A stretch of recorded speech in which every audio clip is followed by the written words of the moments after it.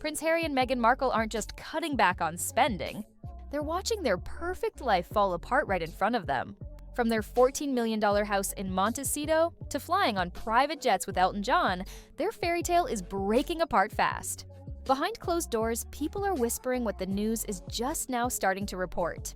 The Sussexes are broke by Hollywood standards. Not the kind of broke where you can't pay bills, but the kind where your reputation is ruined. No money coming in, nobody calling them for work broke, and they're spending money faster than even Diana's inheritance money can keep up with. Let's go back. Meghan once boldly said she wanted to become a billionaire, not a millionaire. A billionaire? That's how big her dreams were. But here's the problem. You can't keep spending money like Oprah if you're not making money like Oprah. Their Spotify deal is gone. Netflix called Lemonade a failure. Meghan's podcast plans disappeared. Harry's projects aren't making big money. And that Montecito lifestyle comes with huge Montecito bills. With no new money coming in and no major companies wanting to give them a second chance, the math just doesn't work anymore. People on the inside are saying it's true. They're cutting their spending. They're firing workers, flying less, going to fewer events. They're not seen in the same circles they used to be part of. Private jets, once easily borrowed from Tyler Perry and Elton John, are now nowhere to be seen. When the free stuff stops coming, that's Hollywood's polite way of saying you're not important anymore. And in a town built on being important, not being important is like death. Let's talk about money. Harry got about £10 million from Diana's money when he turned 30, and another $7 to $8 million from the Queen Mother when he turned 40. Sounds like a lot of money, right? But those millions don't last long when you're flying private, buying designer clothes, paying PR companies, and keeping up a luxury house. This is especially true in California, where expensive lifestyles hit hard. One former friend put it simply, they realize they need to make their lifestyle smaller if they want to make this work long-term. The truth is harsh. No royal paycheck means no royal lifestyle. And the companies are walking away because brand value is tied to image. And right now, Harry and Meghan's image is hard to sell. The story they've used, that they were badly treated royals looking for peace, has been used up. The public is losing interest, and so are the dollars that come with it. And don't feel too bad. Harry's not exactly poor, but make no mistake, this is money panic mode, not just some temporary problem. Even the king knows it. Behind the scenes, King Charles is trying to bring Harry back into the family, not just out of pure fatherly love, but because it's the only move left that makes sense. Harry needs help badly, and the royal family, for all their problems, might be the only lifeline left. Now, here's where things get even more twisted. While Charles may want to help, Prince William wants nothing to do with it. People close to the palace say William is drawing a clear line. No making up, no forgiveness, and absolutely no welcome home for Harry, especially if that means accepting Meghan too. Because let's be real, accepting Harry back means accepting the entire circus that follows him. And the media is playing their own game. The Sun newspaper, which has historically supported William and Kate, published a surprising piece from Jane Moore asking the family to accept Harry again. She presents it as a story of a sad younger brother who's lost his way, but who deserves a second chance. That story is spreading, and it's clear someone wants this comeback story to work. But who's pushing it? Buckingham Palace, Meghan's PR team, friends in the press? Whoever it is, they're clearly hoping for public sympathy. The problem is the public isn't buying it. People haven't forgotten the Oprah interview. They haven't forgotten the accusations. And they haven't forgotten that it was William and Kate who got hurt the most from Harry's book and media appearances. Meanwhile, Meghan's name isn't showing up in the same conversations it used to. Her attempts to connect with elite names like Oprah, Gwyneth Paltrow, and Jennifer Aniston have failed. She wanted to build a brand that competed with the Kardashians, but without the hard work or the loyal fans. And with Hollywood closing its doors, she's now scrambling to find something that works. Harry, too, is struggling. He's showing up more at UK-related events, subtly reminding the public that he's still royal. But it's obvious. The moves feel desperate.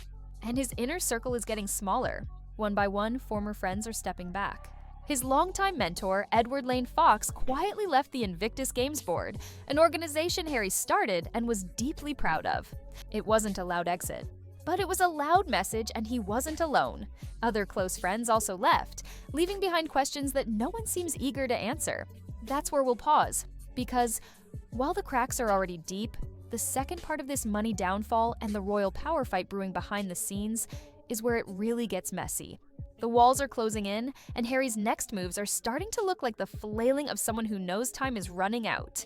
The loss of Invictus Games' friends wasn't just a coincidence.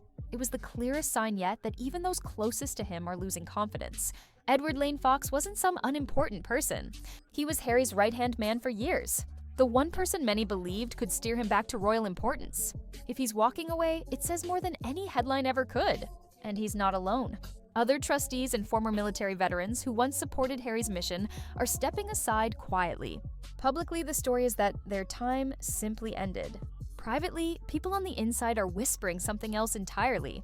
They're saying the organization has changed from being a solid veterans program into a vanity platform. One that's starting to suffer under the weight of Harry and Meghan's brand first, substance second approach. The way it looks is terrible. When your own team starts disappearing, it's not because things are going great, it's because something smells wrong. Even worse, the whispers are getting louder about Meghan's growing control over Invictus. What started as Harry's deeply personal project is now being overshadowed by Meghan's need to put herself in the spotlight. Charity insiders are reportedly frustrated that the events feel more Hollywood than heartfelt, and donors are noticing. Some believe the Invictus Games would be better off with another royal figurehead, someone less divisive, less performative, and more focused on the cause. That kind of talk would have been unthinkable a few years ago. Now it's gaining support. At the core of this unraveling is a simple truth. Harry and Meghan built their empire on media hype. They used public sympathy after stepping back from royal duties as a weapon. But once the tell-all interviews dried up, once the memoir buzz faded, and once the podcast deals fizzled, they were left with a harsh reality. No one's lining up to pay them millions just for being controversial. The well is dry, and the work ethic just isn't there to build something lasting. People in Hollywood are starting to talk. Not in loud, headline-grabbing ways, but behind closed doors, at dinners, in meetings, in the places where deals are made or broken. The word is out. They're high maintenance. They expect A-list treatment without delivering A-list value, and they bring drama instead of results. That's a death sentence in an industry where reputation is everything. And it's showing. Just look at how invisible they've become in celebrity circles lately. Tyler Perry silent, Oprah distant. The glam squad of billionaire helpers that once welcomed them with open arms now mostly missing. Those private jet invites have dried up. And when you're used to traveling in Gulf streams, economy seating hits harder than most people realize. It's not just the transportation that's changed, it's the symbolism. So you're not one of them anymore. You're not on the list. Meghan's attempts to launch her lifestyle brand haven't helped either. Big pitches about billion-dollar empires and comparisons to Gwyneth Paltrow's Goop got a few clicks, sure, but the actual execution? Crickets. No traction, no buzz, no viral moment. And when a brand launch fails in 2025, people move on in hours, not days. The Meghan Markle magic that once drew eyes is no longer turning into action. Meanwhile, Harry's stuck. Stuck in a place he doesn't belong and no longer feels welcome in. California hasn't embraced him. Hollywood hasn't either. And back in the UK, the doors are barely cracked open. His attempts to rebrand himself as a working royal again, showing up with military posture, attending serious events, trying to look dignified and royal. It's obvious. And more importantly, it's not working. King Charles may be offering behind-the-scenes support, but even that seems like a last-ditch effort. A way to prevent his son from returning home completely broke and embarrassed. The palace can't afford the way it would look if Harry showed up on British soil with the equivalent of a digital begging bowl. So, a quiet, secret operation appears to be underway. The goal? Repair Harry's image just enough to attract new deals, and keep him financially stable without officially bringing him back into royal duty. But there's a problem with that plan. It doesn't include William. And William is the real center of power now. As the future king, his word carries weight, and he has not forgotten the attacks, the accusations, or the public betrayals. He's not interested in image repair or subtle reintegration. He wants a clean break. And so long as William draws that hard line, no amount of behind-the-scenes maneuvering will fix what's been broken. To make matters worse, even the tabloids are getting confused. Papers like The Sun and the Daily Telegraph, once critical of Harry and Meghan, are now printing opinion pieces urging forgiveness, pushing the idea that maybe it's time to bring Harry back in from the cold. One columnist even suggested Archie and Lilibet might one day bridge the gap between the royal cousins. It's royal fantasy fan fiction. Cute idea, but disconnected from reality. Because here's the truth. Those kids don't even know they're cousins. George, Charlotte, and Louis aren't sending postcards to Montecito. They've never built sandcastles together, never chased each other through Balmoral Gardens. Those bonds weren't formed. They were denied. And it wasn't the royal family who kept them apart. It was Harry and Meghan who repeatedly turned down invites, skipped key events, and chose exile over reconciliation. This is the price of those decisions. And it's the children who will feel it later, growing up strangers to their own family while the rest of the world watches their parents spin the story. The future for Harry and Meghan is starting to feel less like a new chapter and more like a slow-motion retreat. With the dream of dominating American media slipping through their fingers, they're left facing a harsh truth. Neither Hollywood nor the monarchy is offering them a safety net.